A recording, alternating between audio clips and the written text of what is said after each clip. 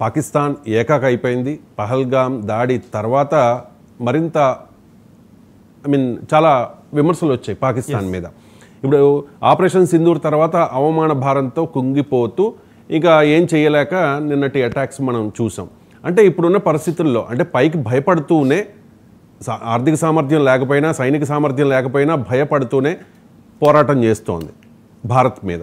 అంటే ఇది అంటే పాకిస్తాన్ వెనక్కి తగ్గే అవకాశాలు ఉన్నాయా, లేకపోతే ఇంకా దీటుగా స్పందించే అవకాశం కనిపిస్తోందా? ఒకటండి, పాకిస్తాన్ ఈజ్ అన్ప్రిపేర్డ్. పాకిస్తాన్ అసలు యుద్ధానికి ప్రిపేర్ అవ్వకుండానే అనవసరంగా పహల్గామ్ దగ్గర ఇన్వాల్వ్ అయిపోయింది. యాసిమ్ మున్నీరు ద్విజాతి సిద్ధాంతాన్ని ప్రయోగించడం ఇదంతా అనవసరంగా. పహల్గామ్ అటాక్ తర్వాత భారత ప్రతిస్పందన వచ్చింది. భారత ప్రతిస్పందన ఎలా ఉందంటే పాకిస్తాన్ ప్రజల్ని దీనమైన స్థితికి తీర్చేసింది. సింధు నది ఒప్పందాన్ని రద్దు చేసింది. ఇంకా నీళ్లు లేవు, దానికి ఫుడ్ ఉండదు, ఆహార సంక్షోభం వస్తుంది. పాకిస్తాన్ ప్రజలు తిరుగుబాటు చేస్తున్నారు. ఆర్మీ తన యొక్క పలుకుబడి ప్రజల్లో అధమ స్థానానికి చేరుకుంది. పాకిస్తానీ ప్రభుత్వం కూడా, ప్రభుత్వ స్థాయి కూడా దిగజారిపోయింది పాకిస్తానీ ప్రజల్లో.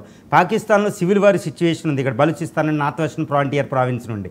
సో ఈ విధమైన పరిస్థితుల్లో పాకిస్తాన్ తన యొక్క ఆర్మీ పేరు ప్రత్యక్షలను పెంచుకోవాలి. ఓకే, పాకిస్తాన్ ప్రభుత్వం పేరు ప్రఖ్యాతులు పెంచుకోవాలి. ఇప్పుడు పీటీఐ పార్టీ ఉంది, పాకిస్తాన్ తెహ్రీక్ ఇన్సాఫ్, ఇమ్రాన్ ఖాన్ బయటికి రావాలి, అదో పక్కన పోరాటం. ఇంకా ప్రతిపక్ష పార్టీలు పోరాటం, మతతత్వ పార్టీలు పోరాటం, తర్వాత తీవ్రవాద సంస్థలు హఫీజ్ సయ్యద్ వీళ్ళందరూ తమ అస్తిత్వం కోసం పోరాడుతున్నారు. ప్రజలు చంపేసేలా ఉన్నారు వాళ్ళని.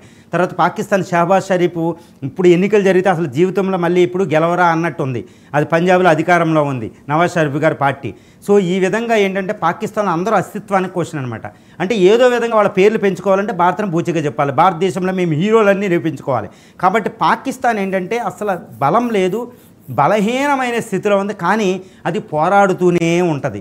అంతర్జాతీయ సమాజం భారతదేశం దాన్ని పూర్తి స్థాయిలో అత్యంత బలహీనం చేసి టోటల్ ఓటమిని ఒప్పించేంత వరకు పోరాడుతూనే ఉంటుంది, లేదా అంతర్జాతీయ సమాజం దాన్ని అణిచేదాకా పోరాడుతూనే ఉంటుంది.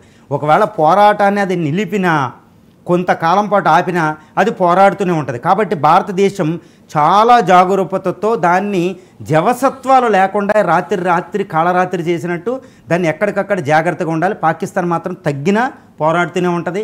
అందువల్ల పాకిస్తాన్ ముక్కలు చేయడమే భారతదేశం మిషన్గా పెట్టుకుందని నేను అనుకుంటున్నాను. రైట్. ఇప్పటికే బలూచ్లు క్వెట్టా నగరాన్ని స్వాధీనం చేసుకున్నారు. తాలిబాన్స్ కూడా పాకిస్తాన్ ఆఫ్ఘనిస్తాన్ సరిహద్దుల్లో పాక్ జవాన్లపై విరుచుకుపడుతూ ఉన్నారు. అదను కోసం వాళ్ళు కూడా ట్రై చేస్తూ ఉన్న పరిస్థితి. అంటే ఈ యుద్ధం తర్వాత, ఈ అప్రకటిత యుద్ధమో లేకపోతే ఒకవేళ వార్ డిక్లేర్ చేస్తే కంప్లీట్ యుద్ధమో వాట్ ఎవర్, దీని తర్వాత పాకిస్తాన్ ఒక దేశంగా కొనసాగగలుగుతుందా అంటే ఏం చెప్తారు? ఇది చాలా ముఖ్యమైన క్వశ్చన్ అండి. అస్తిత్వం, ఒక దేశం ఒక దేశంగా నడవాలంటే దానికి కొన్ని అవసరాలు ఉంటాయి. అది ముఖ్యంగా ఏంటంటే జాతీయ భావం ఉండాలి.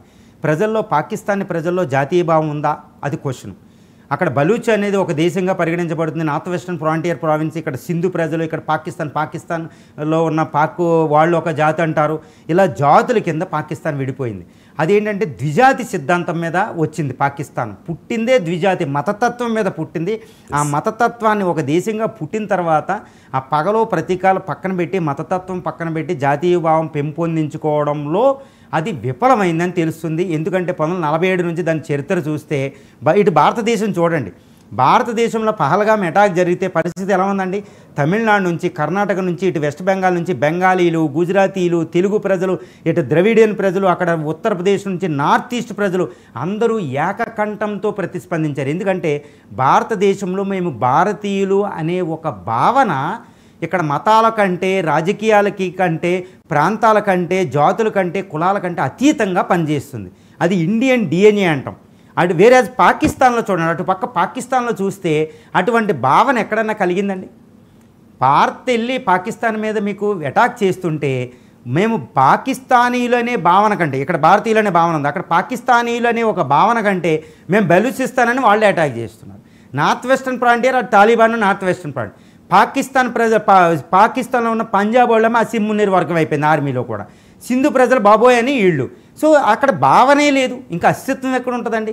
ఈ విధంగా ఏంటంటే పాకిస్తాన్ ఎంతసేపు ఇండియా భావన, మతతత్వం, షరియత్లా ఈ విధంగానే పట్టుకుంది. కానీ ఖురాన్లో ఉన్న ఇస్లాంలో ఉన్న ఒక పవిత్రమైన మెసేజ్ని పట్టుకోలేదు. అందుకనే తస్లిమా నజరీన్ అంటారు, ఈ ఇస్లామికీకరణ ఉన్నంత వరకే పాకిస్తాన్ అస్తిత్వం లేదంటారు. ఎందుకంటే ఇస్లాం మతంలో ఉన్న ఒక అద్భుతమైన మతం, ప్రపంచంలో రెండో పెద్ద మతం, అల్లా ఇచ్చిన ఒక అద్భుతమైన మెసేజ్ని వాళ్ళని ఇండాక్ట్రినేట్ చేస్తారు. ఇప్పుడు సోఫియా ఖురేషీ గారు చెప్పారు, ఇండాక్ట్రినేషన్ అనే పదాన్ని ఉపయోగించారు. అంటే మతతత్వం ఒక మతతత్వం మీద ఒక దేశం బతకదు. అందుకనే Pakistan is a failed state, ఒక విఫల దేశం అని పిలుస్తాం.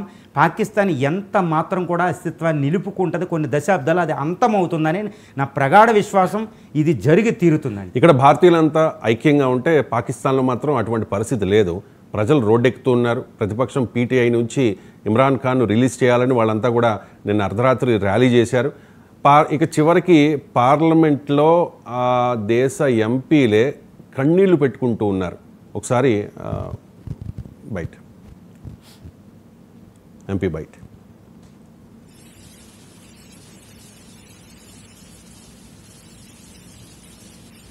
ఆడియో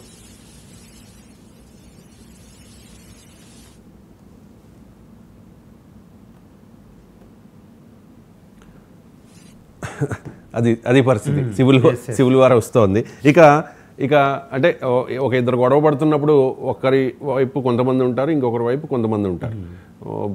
ధర్మం పాటిస్తూ ప్రపంచ శాంతి కోసం, మత సామరస్యం కోసం ఉన్న దేశం భారత్ అంటేనే ఒక మంచి అభిప్రాయం ప్రపంచ దేశాలకి, అంత గౌరవం ఇస్తారు. పాకిస్తాన్కి ఇవ్వరు, ఎందుకంటే వాళ్ళ పద్ధతులు బాగుండవు కాబట్టి. వాళ్ళు ఎప్పుడు కూడా మత ఛాందసవాదం, ఉగ్రవాదాన్ని పెంచి పోషించడం, దీని మీదే వాళ్ళ ఫోకస్ ఎక్కువ ఉంటుంది. ఎప్పుడు కూడా భారత్ మీద పడి ఆడవడమే. సో భారత్కు సపోర్ట్ చేస్తున్న దేశాలు ఏంటి అంటే ఏం చెప్తారు? ఒకటండి, ఇప్పుడు భారత్ పాకిస్తాన్లు పోరాడుతున్నాయి. భారత్ పాకిస్తాన్లు పోరాడితే రెండు అణు దేశాలు. పాకిస్తాన్ కూడా ఒక పెద్ద రెస్పాన్సిబుల్ దేశం, ఒక పెద్ద దేశమే.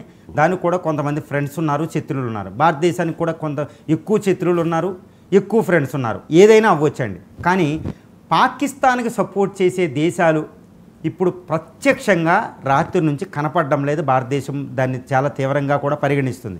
టర్కీ ఒక చెప్పింది, టర్కీ ఇప్పుడు రాత్రి దారిలోకి వచ్చేసింది. టర్కీ ఇంకా సపోర్ట్ రాదు. చైనా ప్రత్యక్షంగా వచ్చే ప్రసక్తే లేదు, అర్థమైపోతుంది. పరోక్షంగా ఏమైనా సహాయం చేయొచ్చు, అంతవరకే.